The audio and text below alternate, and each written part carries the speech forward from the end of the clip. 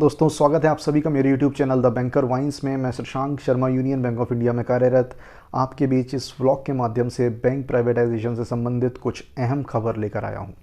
दोस्तों, आज यहां पर मैं दो चीज़ें आप लोगों के बीच इस व्लॉग के माध्यम से डिस्कस करना चाहता हूं। पहली तो जो आरबीआई के गवर्नर हैं शक्तिकांत दास जी, इन्होंने जो एक बयान दिया है कॉन्क्लेव में कि बैंकों का प्राइवेटाइजेशन होगा वो, और दूसरा जो मीडिया रिपोर्ट्स हैं उनमें क्या छपा है बैंकों की प्राइवेटाइजेशन से संबंधित, किसने कहा है कि कौन सा बैंक प्राइवेट होगा और क्यों होगा, हर किसी का अलग अलग आकलन है। देखिए, मीडिया जो है ये जो बताता है लगभग इसमें 50% सच्चाई होती है, क्योंकि इनके जो लिंक्स होते हैं वो बहुत लंबे होते हैं और ये कहीं ना कहीं सोर्सेज से पता करते हैं। एग्जैक्टली क्या है ये किसी को नहीं पता होता है और मोस्ट प्रोबेबली शायद अभी तक ये फाइनलाइज नहीं हो पाया, इसीलिए एग्जैक्टली किसी को नहीं पता है। लेकिन उड़ती उड़ती खबरें आती हैं जहाँ से ये पता पड़ता है कि यार ये वाला बैंक प्राइवेट होगा, ये वाला बैंक प्राइवेट होगा।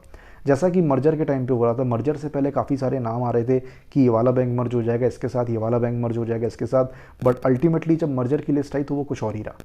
तो इसी तरीके से जब मर्जर का था तो मर्जर फाइनली एटलीस्ट और प्राइवेट बैंक का है तो शायद ये प्राइवेट होंगे ही होंगे, इसमें कोई दो राय नहीं है। तो चलिए पहली बात करते हैं शक्तिकांत दास जी के जो बयान दिया है उन्होंने। जो एक कॉन्क्लेव थी और इस कॉन्क्लेव का नाम था times network India economic conclave. इसमें इन्होंने कहा है कि सरकार जो है वो जल्द शुरू करेगी प्राइवेटाइजेशन की प्रक्रिया। आरबीआई के गवर्नर ये बात कर रहे हैं। देखिए, आरबीआई का जो गवर्नर होते हैं अपने आप में एक बहुत बड़ी डिग्निटी हैं, और जब अगर ये ऐसी बात कहते हैं तो डेफिनेटली यहाँ पर कहीं ना कहीं प्रोसेस गवर्नमेंट स्टार्ट कर रही है। और उन्होंने ये भी कहा है कि हर हाल में मर्जर होगा। लास्ट में एक बात ये भी यहाँ पर देखिए, आप देख सकते हैं इसमें लिखा हुआ है कि दूसरी तरफ नीति आयोग ने 6 सरकारी बैंकों को निजीकरण की प्रक्रिया से बाहर रखा है, और वो 6 सरकारी बैंक जो हैं वो हैं जिनका हाल ही में अभी मर्जर्स हुए हैं, इंक्लूडिंग एसबीआई। देखिए, एसबीआई को अभी ये लोग प्राइवेट नहीं करेंगे, या अभी या कह लो या शायद कभी कह लो, कभी भी प्राइवेट नहीं करेंगे। बट ये जो 5 बैंक हैं जो मर्ज हुए हैं इनको अभी प्राइवेटाइजेशन के प्रोसेस से बाहर रखा गया है, क्योंकि अभी इनके कुछ अंदर के इंटीग्रेशन सिस्टम्स ऐसे हैं जो पूरे नहीं हो पाए हैं। इस वजह से हो सकता है इस प्रक्रिया से ये अभी बाहर हो।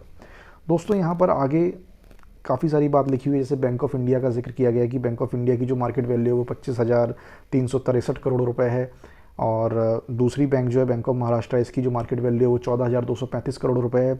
उसके बाद इंडियन ओवरसीज़ बैंक है, इसकी जो वैल्यू है वो 27,942 करोड़ रुपए है। उसके बाद सेंट्रल बैंक की जो वैल्यू है वो 9,959 करोड़ रुपए है। तो इसके अकॉर्डिंग इन्होंने यहाँ पर लगभग 4 बैंकों का आकलन किया है और इनकी मार्केट वैल्यू का कैपिटलाइजेशन किया है, जिसके बिहाफ पर ये कह सकते हैं कि इन 4 बैंकों में से किन्हीं 2 बैंकों का प्राइवेटाइजेशन होगा, according to this money control news. उसके बाद डेक्कन हेराल्ड की जो खबर आई है, डेक्कन हेराल्ड की खबर में लिखा हुआ है कि which are the banks that will be sold, कौन से बैंक ऐसे हैं जो बेचे जाएंगे। यहाँ पर आ रही है जो सबसे लार्ज बैंक है, क्योंकि अब ये कन्फर्म है कि जो बैंक मर्ज हुए हैं उनका प्राइवेटाइजेशन नहीं होगा। तो ऐसे में बात आती है कि जो बचे हुए बैंक हैं इनमें से सबसे बड़ा बैंक कौन सा है जिसका प्राइवेटाइजेशन होगा, क्योंकि government most probably loss making banks को नहीं बेचना चाहेगी। तो वो बैंक कौन से हैं जो मर्ज नहीं हुए और उनमें सबसे बड़ा है, उसमें पहला नाम आता है बैंक ऑफ इंडिया का और दूसरा नाम आता है इंडियन ओवरसीज़ बैंक का। बताया गया कि बैंक ऑफ इंडिया में लगभग 50,000 कर्मचारी हैं और इंडियन ओवरसीज़ बैंक में भी लगभग 31,000 के आसपास कर्मचारी हैं। यहाँ पर 2 डार्क हॉर्सेस की और बात कही गई है, जिसमें बैंक ऑफ महाराष्ट्र का नाम लिया गया है और सेंट्रल बैंक ऑफ इंडिया का भी नाम लिया गया है प्राइवेटाइजेशन से संबंधित। The 2 banks least likely to be sold are the UCO bank and Punjab and Sind bank. UCO bank और पंजाब एंड सिंध बैंक का जो प्राइवेटाइजेशन है इसका अनुमान लोग कम से कम लगा रहे हैं। यहाँ पर देखिए, बैंक ऑफ इंडिया के एनपीए की बात की गई है कि 14.78% था 2019 और 20 में, उसके बाद ये 16,500 करोड़ के आसपास था।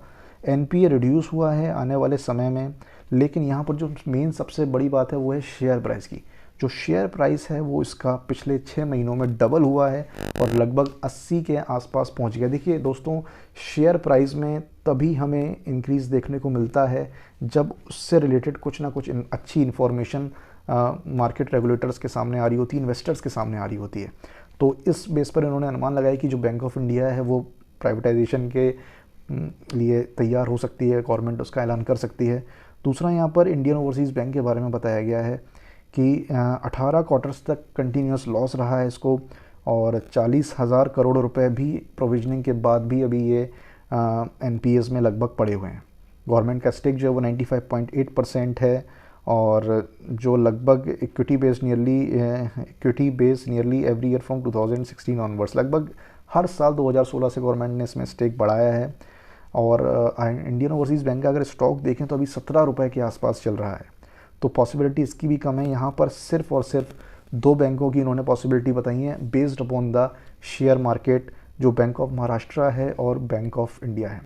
दोस्तों, यहाँ पर समझने वाली बात यह है कि 2 बैंकों की जो पॉसिबिलिटी बताई गई है वो उनके शेयर मार्केट के कंडीशंस के अकॉर्डिंग बताई गई है कि बीते दिनों उनका शेयर प्राइस किस तरीके से बढ़ा है।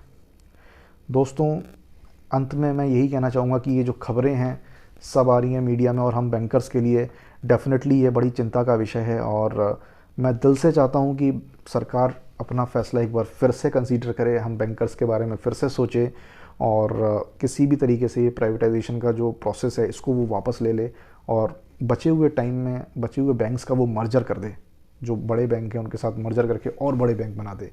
और मैं यही चाहता हूँ दोस्तों।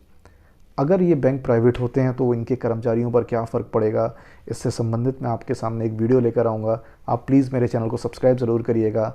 आप पहली बार मेरे चैनल पर आए हैं तो प्लीज़ सब्सक्राइब करिए और बेल आइकन दबाइए। Thank you so much. Thank you for watching my video.